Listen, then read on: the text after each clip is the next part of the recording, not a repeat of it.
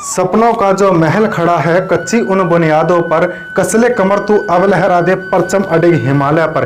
तू लगा जान और देख फिर, तू लगा जान और देख फिर, वो तेरा जहान बाकी है, अभी तो सांस बाकी है, मत हार तेरी जीत बाकी है।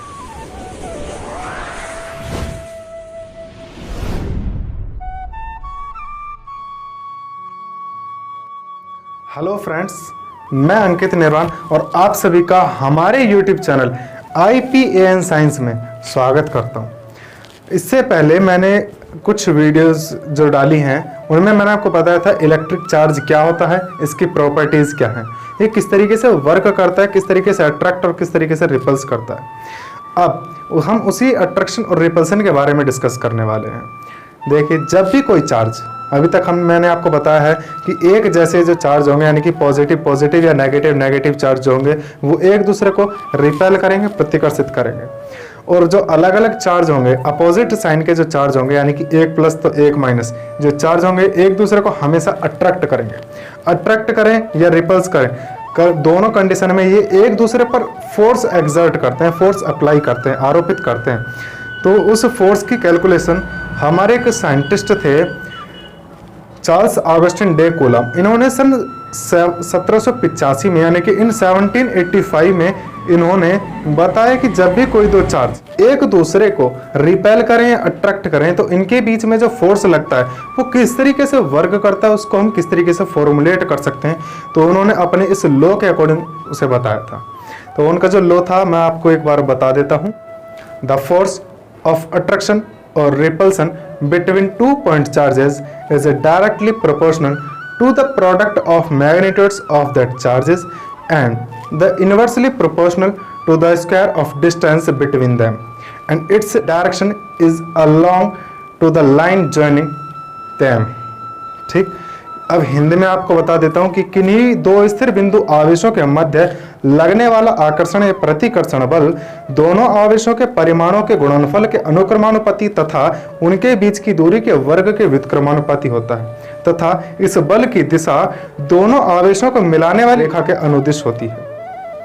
अब हम बात करने वाले इसको लिखना कैसे है। देखिए, आपकी क्लास 12 है, आप इंटरमीडिएट के स्टूडेंट हैं, तो आपको ये बहुत बेहतर तरीके से पता होना चाहिए कि किसी भी लॉ को, किसी भी तरीके को, इसका लिखने का मेथड क्या है, सही तरीका क्या है। जब तक आप सही तरीका नहीं अपनाएंगे, आप चाहे कितना भी अच्छा लिख लें, आपको नंबर उस लायक नहीं मिलेंगे जिस लायक आपको मिलने चाहिए। तो मैं आपको वो मेथड एक बार बता देता हूँ। देखिए,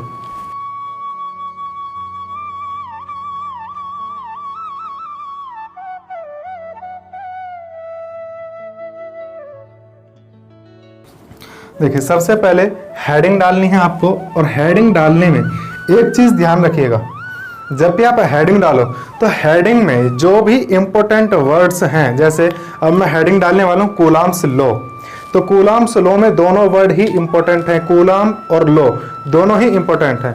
तो दोनों वर्ड्स का फर्स्ट लेटर कैपिटल होना बहुत ज़रूरी है, तभी इफेक्टिव होगा।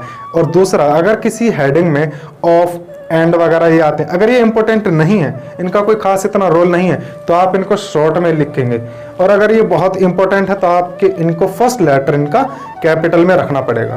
तो देखिए, कूलम्स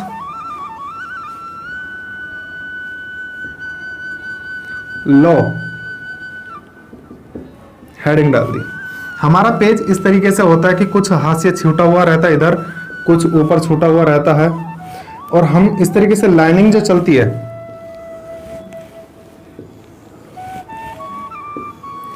इस तरीके से लाइनिंग चली हुई होती है। हमने सबसे पहले डाल दिया कूलम्स लॉ। ठीक, ये डिपेंड आप पर करता है कि आप सेंटर में रखते हैं इसको या इस साइड रखते हैं, दोनों तरीके से ही बेहतर है। सेंटर में रखने का सिर्फ और सिर्फ तब बेहतर तरीका माना जा सकता है आपका जब उस हेडिंग से ऊपर आपका कोई क्वेश्चन नहीं लिखा हुआ हो। अगर आप किसी क्वेश्चन का आंसर दे रहे हैं तो आंसर देते टाइम आपको ये हेडिंग हमेशा लेफ्ट साइड पर ही रखनी है, कॉर्नर पर, लेफ्ट साइड में। ठीक है, अब इसके नीचे जो भी आपको स्टफ लिखना है, तो अब जैसे कि कूलम्स लॉ है, तो कूलम्स लॉ को लिखने से पहले आपको उस लॉ के बारे में डायरेक्ट बताने से पहले उसके लॉ के बारे में थोड़ा इंट्रोडक्शन देना है कि वो कब आया, किसने दिया, किस तरीके से फॉर्मुलेट किया गया, किन विचारों से इसका उद्भव हुआ है, ओरिजिन हुआ। तो ठीक है, जैसे कि अब मैं बताऊं, यहाँ पर आपको लिखना होगा इन 1785 फ्रेंच साइंटिस्ट, इस तरीके से चार्ल्स ऑगस्टिन डे कूलम्ब। अब इसमें मैंने साइंटिस्ट का नाम लिया, तो साइंटिस्ट के नाम के सारे फर्स्ट लेटर कैपिटल होने चाहिए और ये बोल्ड में होने चाहिए और ब्लैक कलर में होने चाहिए ताकि अलग दिखे। उसके बाद जब आपका ये खत्म हो जाएगा, देखिए किसी भी पैरा को स्टार्ट करने से पहले शुरू से कुछ हल्का सा डिस्टेंस आपको छोड़ना पड़ेगा। नेक्स्ट जब लाइन आपकी आएगी तो वो यहीं से स्टार्ट होगी, सीधा यहीं से लिखोगे कि फ्रेंच साइंटिस्ट, इस तरीके से लिखना पड़ेगा आपको। जब ये लाइन पूरा खत्म हो जाएगी, पूरा पैराग्राफ आपका कंप्लीट हो जाएगा, उसके बाद अब बारी आती है एग्जैक्ट लॉ की कि उन्होंने लॉ क्या दिया है। तब उसके बाद आप लिखोगे कि according to this law, according to this law. अब इस ये जो अकॉर्डिंग टू दिस लॉ आप लिखोगे, ये होना चाहिए ब्लू कलर से, ब्लू पेन से। अब इसके अंदर जो एग्जैक्ट लॉ है उसको आप ब्लैक पेन से लिखें तो ज़्यादा बेहतर होगा, ब्लैक पेन से लिखेंगे। और वो लिखना आपको वही है कि द फोर्स ऑफ अट्रैक्शन और रिपल्सन, जो कि अभी मैंने आपको बताया था उसी तरीके से। दूसरी चीज़, बहुत बच्चे ये गड़बड़ी करते हैं कि फोर्स, आपको भी पता है, सभी को पता होता है कि फोर्स एक वेक्टर क्वांटिटी यानी कि सदिश राशि है, फिर भी बहुत से इसको इस तरीके से लिखते हैं कि इसका लॉ तो, नियम तो लिख दिया, लेकिन इसकी डायरेक्शन के बारे में कोई जिक्र नहीं करता कि इसकी डायरेक्शन क्या होगी।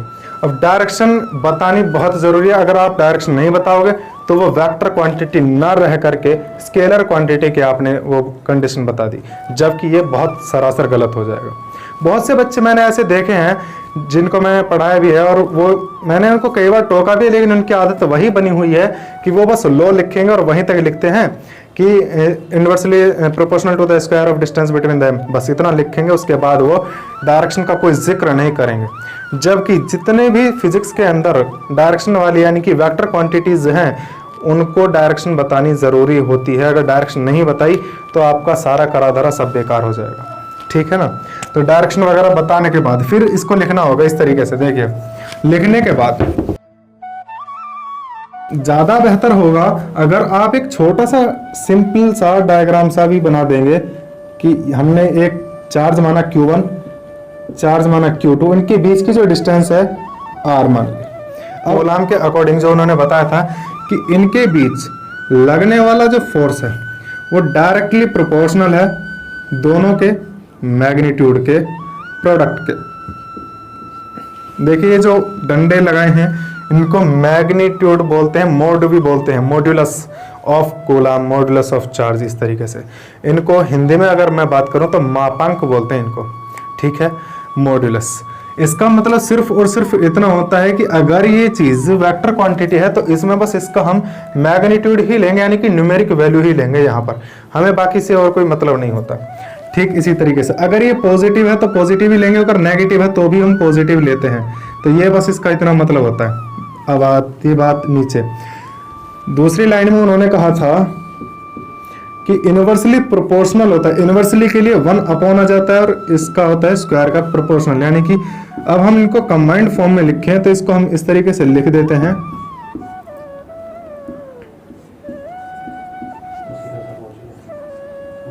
उसके बाद आपको एक रटी रटाई चीज पता होती है, और वो रटी रटाई चीज ये होती है कि प्रोपोर्शनल का साइन हटते ही एक कांस्टेंट आता है। बस हमें नहीं पता क्यों आता है, क्योंकि हमने कभी किसी ने बताया नहीं, ना ही हमने कभी जानने की कोशिश की।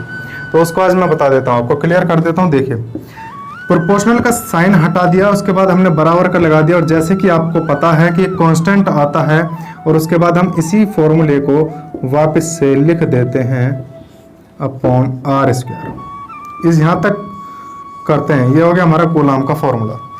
अब दिक्कत ये है, सबसे पहली जो कंडीशन है मैं आपको बता देता हूँ। देखिए, प्रोपोर्शनल का साइन हटाने के बाद जब इक्वल आता है और उसके साथ में कांस्टेंट आता है तो उसके पीछे का मतलब जो है वो बस इतना है। देखिए, प्रोपोर्शनल का मतलब क्या आप जानते हैं? इसका मतलब क्या है? अगर आप इसका मतलब नहीं जानते तो आप ये भी नहीं बता सकते कि ये के क्यों आया है, ठीक है।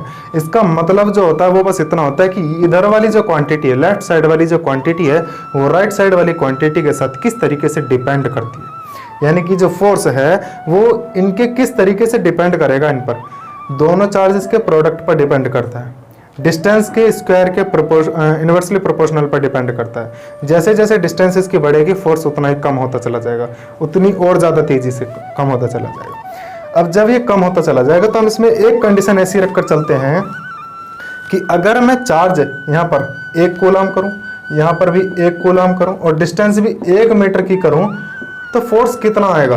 अगर 1 आता है, सब चीज़ों को 1 रखने पर अगर हमारा 1 आता है फोर्स भी, तो K की वैल्यू 1 ही मानी जाएगी, यानी कि 1 ही रहेगी। लेकिन अगर ऐसा नहीं आता कि फोर्स 1 न्यूटन नहीं आता, तो ये इसका मतलब ये नहीं कि ये गड़बड़ है, नहीं, ये कांस्टेंट आएगा जो कि हर कंडीशन में एक जैसा रहेगा, कांस्टेंट रहेगा, चेंज कभी नहीं होगा। ठीक है, यानी कि यहाँ पर जब हम इसको एक एक करके रखते हैं तो इसकी जो वैल्यू आती है वो आती है, मैं आपको देखिए लिख कर बता देता हूँ इधर। इस K की जो वैल्यू है, अक्सर बुक्स में लिखा हुआ होता है इतना 9.0 इंटू 10 टू द पावर का 9 newton metre square per coulomb square, इतना लिखा हुआ होता है बस। लेकिन इसकी एग्जैक्ट वैल्यू मैं आपको बता देता हूँ, 898754957 1.2।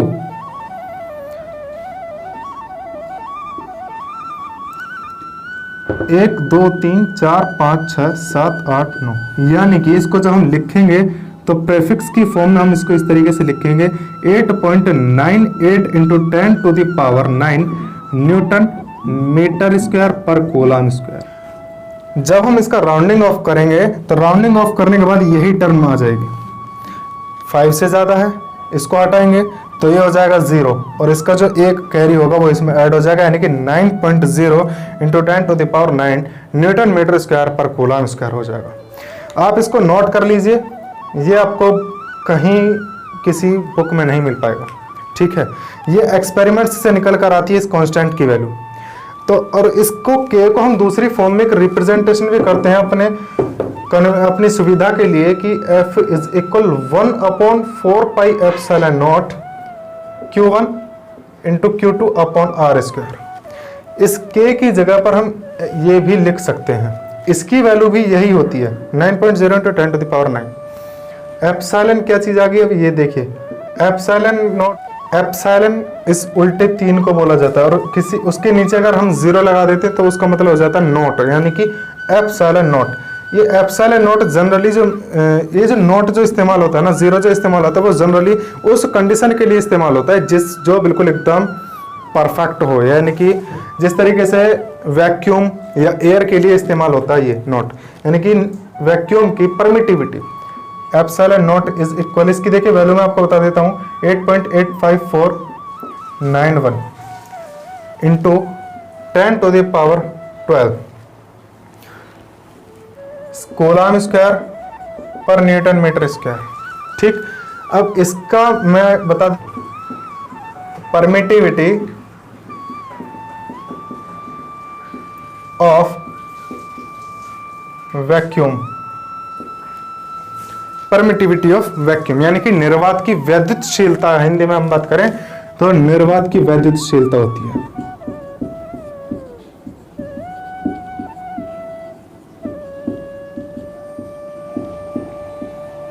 निर्वात की वैद्युतशीलता होती है, इसकी वैल्यू इतनी होती है। फोर्स इस तरीके से हमारा ये निकल कर आता है, जिसको हम बोलते हैं Coulomb's force. F is equal 1/4 pi epsilon not Q1 into Q2 upon R square Newton. ये न्यूटन इस फोर्स की यूनिट होती है। ठीक है, कैपिटल से रिप्रेजेंट किया जाएगा, थोड़ा हटके किया जाएगा, साथ में मत लिख देना बस।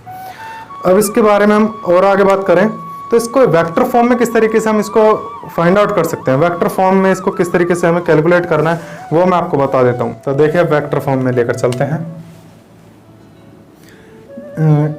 वेक्टर फॉर्म में लिखने से पहले मैं आपको एक छोटी सी बात बता देता हूं। जब भी आप किसी भी चीज़ का डायग्राम बनाना है आपको, तो पेज के राइट साइड में हमेशा डायग्राम बनाना और लेफ्ट साइड में उस पिक्चर के बारे में, उस डायग्राम के बारे में आपको डिफाइन करना होगा। जैसे कि अभी मैं यहाँ पर एक पिक्चर बना देता हूँ।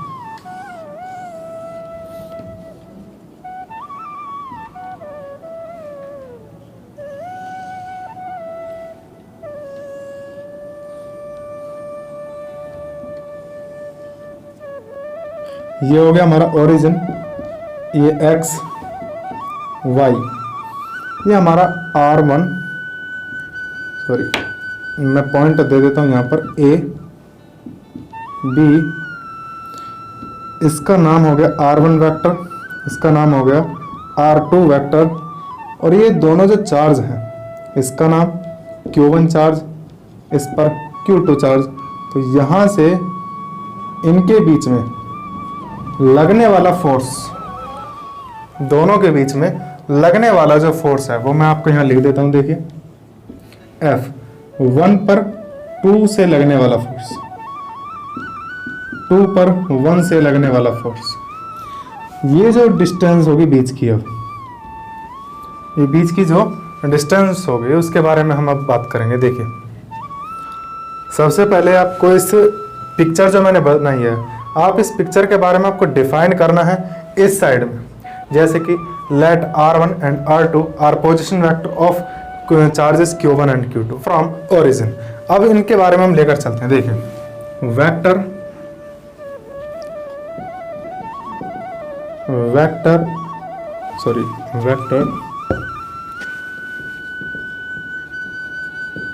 Towards Q2 from Q1, Q2 from Q1, यानी कि हमें B वेक्टर, यानी कि A से B।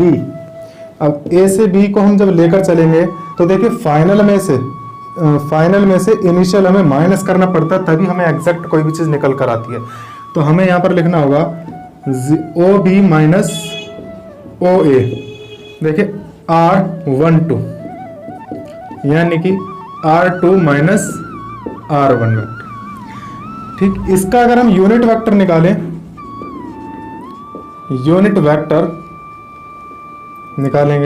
तो यूनिट वेक्टर हम निकालेंगे इस तरीके से। तो यूनिट वेक्टर आपको पता ही होगा कि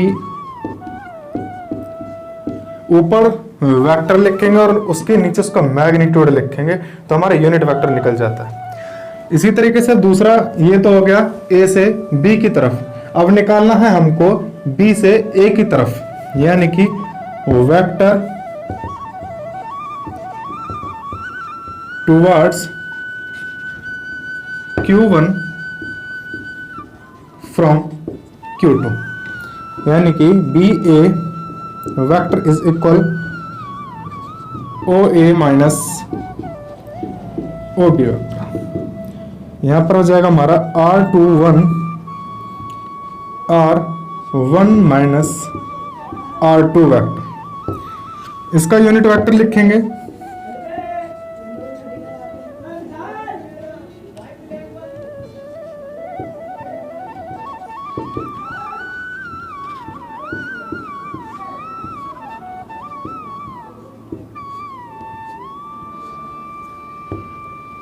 अब इसके बाद हमें लिखना है फोर्स के बारे में कि force exerted on charge Q1 from due to charge Q2। ठीक है, मैं लिख देता हूं। अब इतना आप देख लीजिए, अगर आपको लिखना है तो मैं हट जाऊंगा, लेकिन ज़्यादा बेहतर होगा आप बस समझिए, क्योंकि मैं हर चैप्टर के लास्ट में आपको नोट्स प्रोवाइड करा दूंगा। आपको नोट्स डाउनलोड करने का लिंक डिस्क्रिप्शन में मिल जाएगा। ठीक है, तो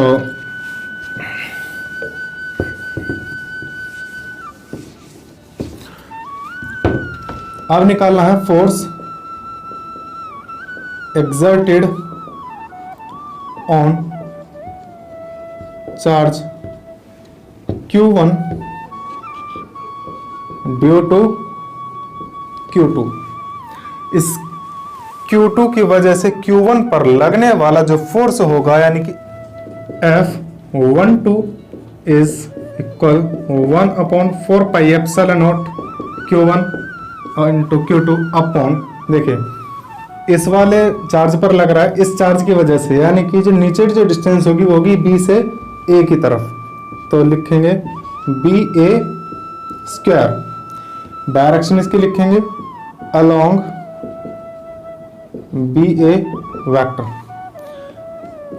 जब हम BA की वैल्यू को लिखेंगे तो आएगा हमारा 1/4 pi epsilon not Q1 into Q2 upon R। अभी आपको याद हो तो BA की वैल्यू मैंने आपको बताई थी 2 1 और इसका स्क्वायर, इसकी डायरेक्शन और लिखनी है। तो डायरेक्शन के लिए मैंने आपको बताया था कि डायरेक्शन के लिए यूनिट वेक्टर का इस्तेमाल किया जाता है। तो ये होगी इसकी direction F12 1/4πε0 Q1 into Q2 upon R21 square into R cap की मैंने आपको बताई थी वैल्यू अभी, अपॉन में निकल कर आ जाता है हमारा इसका मैग्नीट्यूड। और इस मैग्नीट्यूड को हम इस तरीके से भी लिख सकते हैं, ये भी हमारा मैग्नीट्यूड होता है और ये भी मैग्नीट्यूड होता है, यानी कि पावर 2 यहाँ पर है और पावर 1 और आ जाएगी, तो टोटल आ जाएगा हमारा 1/4πε0 Q1 into Q2 R21 cube, और ये होगी हमारी वेक्टर फॉर्म, इसकी डायरेक्शन के लिए होगा। इसको हमने नाम दे दिया इक्वेशन फर्स्ट। इसी तरीके से दूसरे चार्ज पर हम निकालेंगे, इस वाले चार्ज पर निकालेंगे इसकी वजह से, तो सब चीज़ सेम रहने वाली है, बस एक चीज़ बदल जाएगी, यहाँ से यहाँ के लिए डायरेक्शन बदल जाएगी। तो बस R की वैल्यू चेंज होगी और F की काउंटिंग, यानी कि F21 हो जाएगा और 1/4πε0 मैं यहाँ पर लिख देता हूँ 1/4πε0 Q1 into Q2 upon R12 cube dot R12 vector. ठीक, एक चीज और मैं आपको बता देता हूं कि एक जैसी चीज होती है 1 2, और इसके हमें बस ये चीज चेंज करनी है कि यहां से यहां चेंज करना है, यानी कि R21 लिखना है तो माइनस आ जाएगा, क्योंकि डायरेक्शन को अगर हम चेंज करते हैं तो माइनस कॉमन आ जाता है, और वो माइनस कॉमन को अगर मैं बताऊं तो बहुत थोड़ा वीडियो ज़्यादा लंबी हो जाएगी, इसीलिए मैं नहीं बता पा रहा। बस आप इतना समझ लीजिए कि जब हम इनको चेंज करेंगे तो माइनस का टर्म इसके निकल कर आ जाएगी। तो ये दूसरी इक्वेशन आ गई हमारी। और अगर हम दोनों इक्वेशन को, दोनों फोर्सेस को बराबर रखें